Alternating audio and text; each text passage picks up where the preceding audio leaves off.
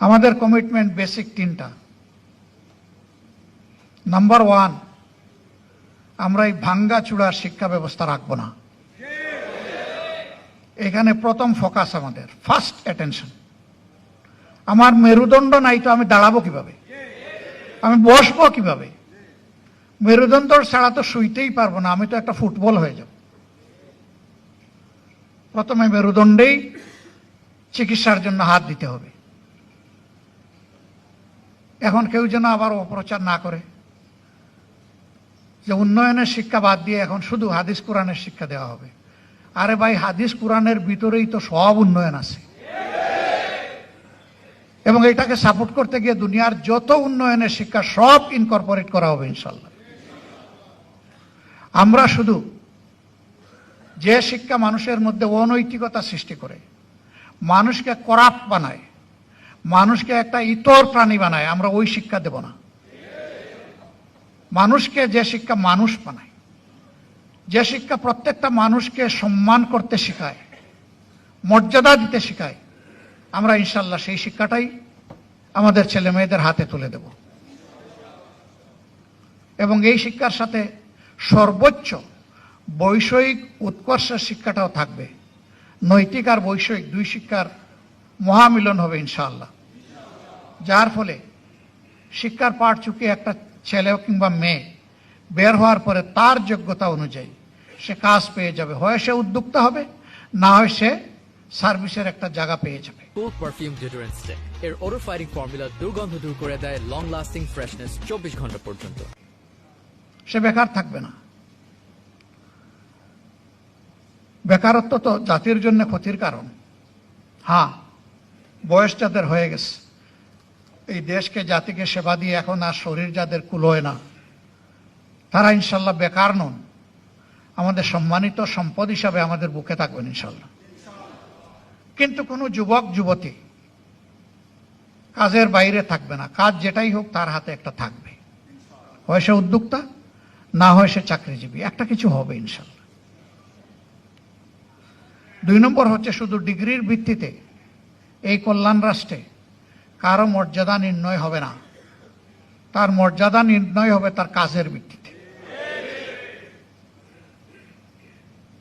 পাশের দেশ ডক্টর আব্দুল কালাম, তাদের নিউক্লিয়ার সায়েন্টিস্ট, তিনি কি মাস্টার ডিগ্রি ছিলেন নাকি? গ্রাজুয়েট ছিলেন, ইন্টারমিডিয়েট ছিলেন, হাই স্কুল পাশ করেছেন? কিছুই না। কিন্তু পরবর্তী পর্যায়ে অনেক কিছুই হয়েছে তার। সেই জাতি তো তাকে সম্মান দিয়েছে। কি জন্যে? তার কন্ট্রিবিউশনের জন্য, তার অবদানের জন্য, তার কাজের জন্য। সমাজে যারাই সমাজকে মন উজাড় করে দিবেন তারা ইনশাল্লাহ সম্মানিত হবেন। বাকিরা তাদের থেকে শিক্ষা নিয়ে নিজের দুর্বলতা কাটিয়ে উঠবেন। এইভাবে সমাজের চাকা আলহামদুলিল্লাহ সমান্তরাল দ্রুত স্পিডে সামনের দিকে যাবে। আমাদের দ্বিতীয় অঙ্গীকার, আমরা দুর্নীতির জড় কেটে দেব ইনশাআল্লাহ। এই কথা শুনে আবার অনেকের বুকে ধড়পড় শুরু হয়ে যায়, বাবা আমার তো চলেই এ দিয়ে। কোনো এক সার্ভিসের একজন লোক, তিনি প্রতিদিন খুব হাসি খুশি মুখে আসেন পরিবারের কাছে ফিরে। একদিন তার মুখটা বড় ভারী।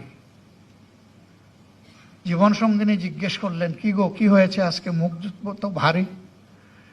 কয় কপাল খারাপ। মানে?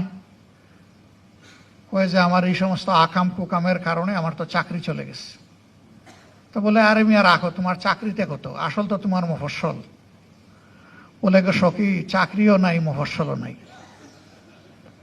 চাকরি চলে গেলে আর মফস্বল থাকে না। সম্মানিত ভাইয়েরা, এরকম যারা মফস্বল নির্ভরশীল, মফস্বল বলতে আমি কি বুঝাতে চেয়েছি নিশ্চয়ই আপনারা বুঝেন, তারা চিন্তায় পড়ার কোনো কারণ নেই তো। কেন চিন্তা করবেন? ওই যে বললাম না, অবৈধ সম্পদ কোথায় লুকাবে তাই নিয়ে বড় পেরেশান। সুস্থ মানুষটির হয় ডায়াবেটিস, হাজার জাতের মেটাবলিক ডিসঅর্ডার হয়, তার রাতের ঘুম হয় না, কোনো ঔষধে কাজ হয় না, ছটফট করে, অশান্তি। ওই যে অবৈধ সম্পদ কিভাবে এটা বুক করবে আর কিভাবে এটাকে প্রোটেক্ট করবে, না সেদিন এটার আর কোনো ভয় থাকবে না। আপনি যা পাবেন তাই দিয়ে সম্মানজনকভাবে আপনি চলবেন। তবে এটাও তো ঠিক যে আপনি আপনার জায়গায় ঘুষ খান, কিন্তু এই সমাজে আরো 20টা 100টা জায়গায় আপনাকে যেতে হয়, ওই জায়গাগুলোতে আপনাকেও ঘুষ দিতে হয়। তো আপনি খাবেনও না, দিবেনও না, অ্যাকাউন্ট আপনার ঠিক থাকবে ইনশাল্লাহ। এর সাথে আপনি মর্যাদা পাবেন। হ্যাঁ, এটাও দেখতে হবে যে সার্ভিসের ডেপথ এবং ওয়েট যত, সেই সার্ভিসে তাকে বেতন কাঠামোটা সেইভাবে সমন্বয় করতে হবে। মনে করেন পুলিশ 24 ঘন্টা ডিউটি, কখন দাগ পড়ে ঠিক নাই, অস্ত্র হাতে আছে, আবার তার প্রতিপক্ষের হাতে অস্ত্র আছে, তাকে কিন্তু জীবনের ঝুঁকি নিয়ে এই দায়িত্ব পালন করতে হয়। কিন্তু তাকে যদি ফকিরের ভিক্ষা বেতন দেওয়া হয়, তাহলে সেই ঝুঁকি নিতে যাবে কেন? তাকে তো সম্মানিত করতে হবে। এটা করা হয় না বলেই এই সমাজে আজকে কোনো শান্তি নাই। কারণ বেড়াই তো সব দান খেয়ে ফেলছে, প্রোটেক্ট করবে কে? আর এ রোগ এমন যে এটা ছোঁয়াছুঁয়ে রোগ, একজনের কাছ থেকে আরেকজনের মাঝে প্রপাগেট করে। এটা যদি উপড়ে ফেলা হয়, এখন বাংলাদেশের যে জিডিপি, আলহামদুলিল্লাহ জাম দিয়ে এটা মিনিমাম ডাবল হবে। এরপরে এর বেনিফিট সারা জাতি পাবে। নোয়াগাঁও থেকে একটা ট্রাক, 3 টনি ট্রাকে কারওয়ান বাজারে সবজি নিয়ে আসতে আর 2750 টাকা ঘুষ দিতে হবে না। গতকালকের পত্রিকায় আমার মতো আপনারাও দেখেছেন বিভিন্ন জায়গায় কি পরিমাণ ঘুষ দিতে হয়, কাদেরকে দিতে হয় সেইটা ওখানে বর্ণনা করা হয়েছে। তবে সৎসাহসের অভাব ছিল। রাজনৈতিক এরা কারা, এদের পরিচয়টা বলা হয়নি, ওটা বলে দেওয়া দরকার ছিল। আমি হলে আমার নামও বলে দেন, অসুবিধা কি? জাতি জানুক কে সে, তাহলে এই দুর্বৃত্তরা অন্তত ভয় পেত। কিন্তু ওই রকম ইনডিরেক্ট রিপোর্টে ভাই বড় কোনো কাজ হয় না। মিডিয়ার ব্যক্তিরা এখানে আছেন, আমি বলবো আসল জায়গায় হাত দেন আপনারা। সাদাকে স্পষ্ট করে সাদাই বলবেন, কালোকে কালো বলবেন। সেই কালো আমি হলে আমাকেও ছাড় দেবেন না।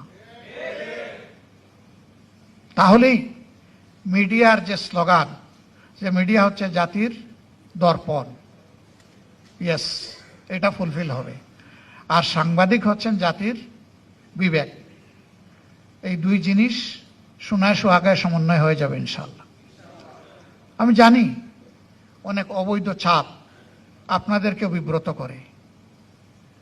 সত্য রিপোর্ট ছাপার পরে ভীম রুলের চাকে ডিল মারা সমান হয়ে যায়। এখানেই তো সাংবাদিকতার মজা। ওই ভীম রুলের কামড় সহ্য করে যিনি সাংবাদিকতা করতে পারবেন, তিনিই সঠিক সাংবাদিক। আমি বলি রাজনীতিবিদদের 2টি কলজা লাগে, আর সাংবাদিকদের লাগে 3টা। মানে তাদেরকে ভীষণ সাহসী হতে হয়, দুঃসাহসী হতে হয়।